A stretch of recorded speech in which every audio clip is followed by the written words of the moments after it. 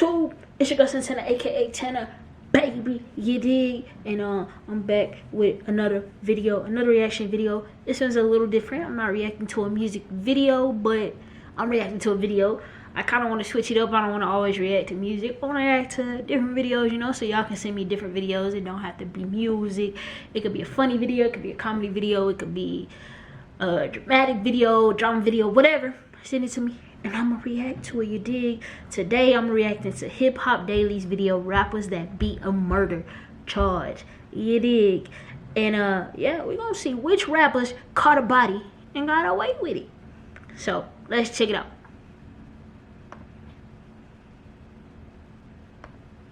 Hip-hop is a genre full of brags and boasts, but some artists really live the life they describe in their rhymes. Many rappers who claim to be killers are just doing it for the attention, but there are a select few who are as hard as they claim to be. Here's a look at some of the most prominent rappers who have beaten a murder charge. King Von. Davon Daquan Bennett, better known as King Von, was a rapper from He said that man's whole name, hold on that. Chicago, who was tragically murdered in November of 2020. Before he was killed, Von was an artist who was well known in his hometown for the work he put in on the streets and even beat a murder charge in 2014. Von was born and raised in the south side of Chicago in the Parkway Gardens housing project, better known to fans of drill music as O-Block. He was raised by a single mother after his father was incarcerated and later killed. He was childhood friends with influential Chicago artists like Chief Keef, Lil Durk, and G Herbo. Although he took to rapping a bit later than some of his peers, he got involved in the streets from a young age and was allegedly a member of the Black Disciples, a prominent gang in Chicago that claims O-Block as its headquarters. Von was arrested several times growing up. He was arrested and booked in the Cook County Jail for unlawful possession of a firearm in 2012. Then in 2014, he was arrested in connection with a shooting that caused the death of one person and injured several others. As a result, he was charged with 1 count of murder and 2 counts of attempted murder. The shooting took place on July 24, 2014 at a birthday party on the 5700 block of South LaSalle Street in Inglewood, Chicago. Von was at the party along with a man named Malcolm Stuckey and 2 unnamed associates. Allegedly, Stuckey was a gangster disciple, the rival gang of the Black Disciples. According to authorities, Stuckey and his associates were harassing Von and giving him threatening glances. So they was harassing him. It should have been self-defense. My man shouldn't have been charged at all. Somebody harassing me, looking at me like they want to hurt me. Shit, I'm popping somebody too in that motherfucker. Von left the party and recruited his friend Michael Wade, aka Big Mike, to provide backup. When they confronted Stuckey, a fight broke out and Von and Big Mike started firing their weapons. Stuckey was killed and the 2 others were wounded. Both Von and Big Mike were quickly arrested and hit with the murder charge, 2 attempted murder charges, and weapons charges. Both men were potentially facing up to 100 years in jail if convicted. While Von stayed silent, Big Mike initially cooperated with the police. At first, he made a minor slip-up, claiming that he had fired the shots, but Von was the killer. Then he eventually flipped fully and agreed to testify against Von in court. Both Von... And so that's who he was talking about in that song, damn, what's the song in the video? He was like, you ain't had to... It's one of his like most recent videos too that he dropped like right before he died. I believe we reacted to it on the channel. I can't think of the song right now, but damn, that's what he was talking about. Okay, makes sense now. Von and Mike sat in prison for 3.5 years before the trial actually began. At first, it wasn't looking great for Von, but as the case unfolded, he began to catch a break. The prosecution had a hard time finding any witnesses who would cooperate other than Big Mike. Just before the case began, Mike changed his mind and refused to testify, fearing what would happen if he was outed as a snitch. As punishment for going back on his testimony, Mike was found guilty of the murder and sentenced to 28 years in prison. Without his testimony, the prosecution had little evidence to pin the murder on Von, and eventually, all the charges were dropped. Von was released in 2017, which is when he decided to start taking rap seriously. So staying true to the street code ended up saving Von from potentially doing life in prison. You'll never guess who else ended up beating the murder charge without snitching. NBA young. Hold on, before we get to NBA, Von ass got lucky. Buddy ass is about to snitch, and then he is like, nah, if I snitch, they gonna fucking kill me. So he like, fuck it, I'm fucking around, just take the charge. Man. But I see what he was talking about in that song. I'm upset with myself that I can't think of the song title right now. But damn, that's crazy, man. I need Von lawyer number so I can put it on speed dial, cause buddy ass be a murder charge and some attempts. God damn. Youngboy. Kentrell Deshaun Gaulden, better known as NBA Youngboy, is a popular rapper from Baton Rouge, Louisiana. NBA Youngboy is one of the hottest young artists to come out of the South. However, despite only being 21, he's had numerous legal troubles, including an attempted first-degree murder charge. Youngboy was raised primarily by his grandmother in Baton Rouge after his father was arrested and sentenced to 55 years in prison when he was a child. He dropped out of school in the 9th grade to focus on music and was arrested for robbery shortly after. He was held at a detention center in Tallulah, Louisiana, and it was during this time that he began writing the lyrics to his first mixtape. After he was released, he moved in with his half-brother OG33, later known as NBA 33, and the two started paying for studio time with money they made in the streets. He released his first mixtape, Life Before Fame, in 2015, and his breakout single 38 Baby. Wait, I don't think 33 is his half-brother.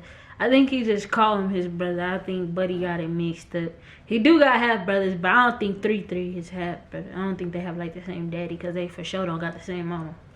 Following year, this single gained him the attention of fellow Baton Rouge artists like Kevin Gates and Lil Boosie, who both collaborated with Youngboy at this time, and the artist began to receive national attention. You'll be shocked when you find out how this Baton Rouge artist beat his own murder charge. It's crazy. Just as Youngboy's career was starting to heat up, he was arrested for 2 counts of attempted murder outside a show in Austin, Texas. Authorities claim that Youngboy, along with other members of the NBA crew like Drew Londrick, NBA self-paid Norman, and Ben, NBA Ben 10 Fields, were the perpetrators of a drive-by shooting that occurred on the 2000 block of Kentucky Street in Baton Rouge.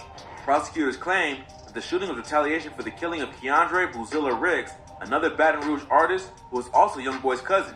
Boozilla was killed less than 8 hours before the shooting not far away on Nebraska Street, and that murder allegedly set off a series of shootings, one of which involved the NBA crew.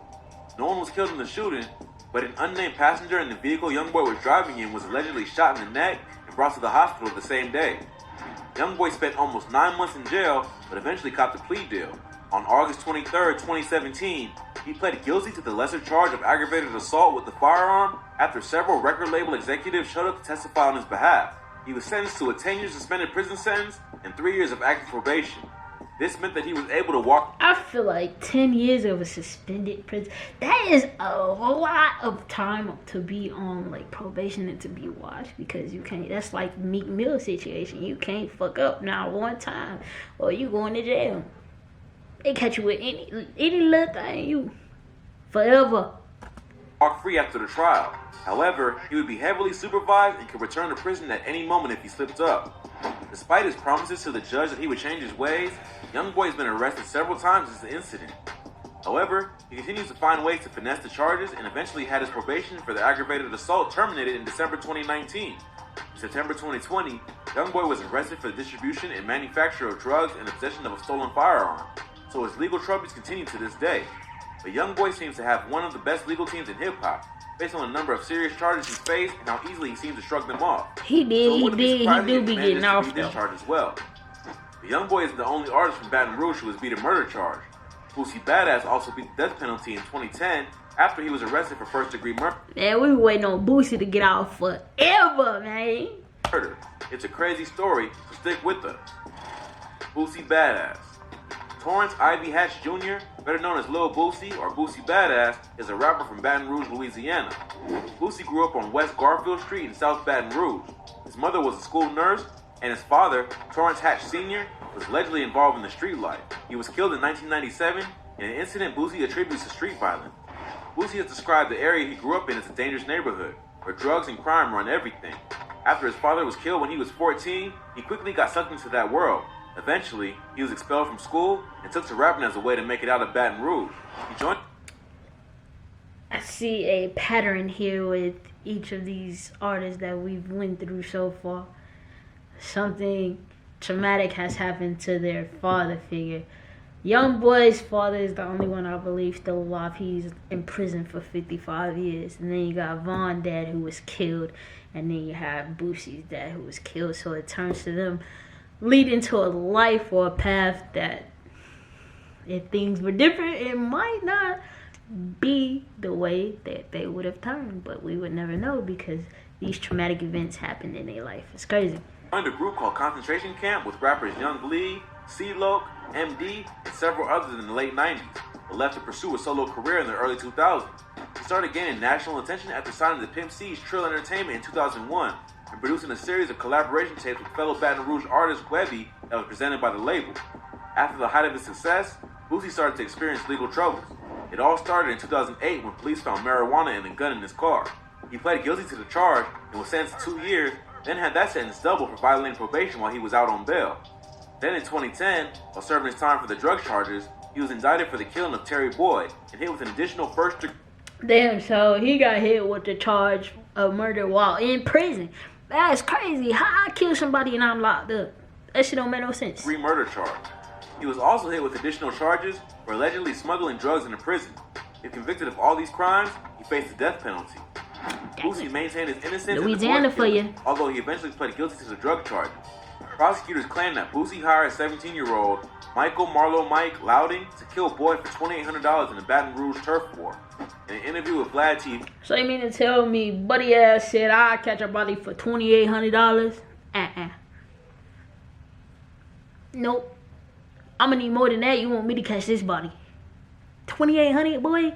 Hell no. Boosie claimed that Marlowe Mike was a kid from his neighborhood that he mentored who initially snitched on the rapper to the police.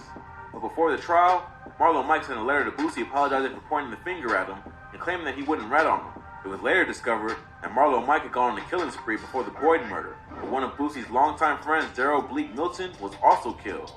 Marlowe Mike was tied to at least 5 other murders, and the defense used Bleak's killing as evidence. So his ass was crazy. Marlowe ass was just a fucking serial killer. Buddy ass just wanted to kill motherfuckers. Evidence to prove Boosie had no control over the murders.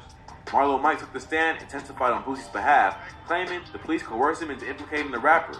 With no DNA evidence or witness testimony, Boosie was found not guilty of the first-degree murder charges. Of course. Marlowe Mike was sentenced to life in prison for the killing.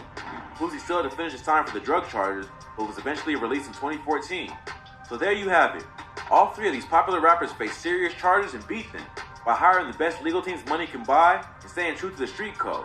If you like this video, be sure to check out some of our previous videos, from rappers that are killers to men who killed rappers. We cover the most insane stories you need to hear.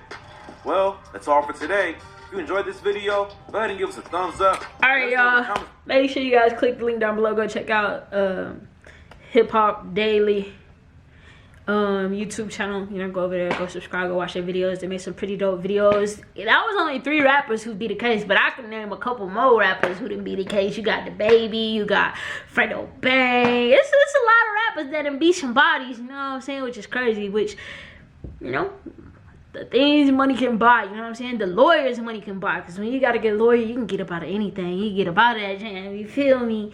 Although I wouldn't really count young boys as beating a body, because I don't think the person died. He beat an attempt, and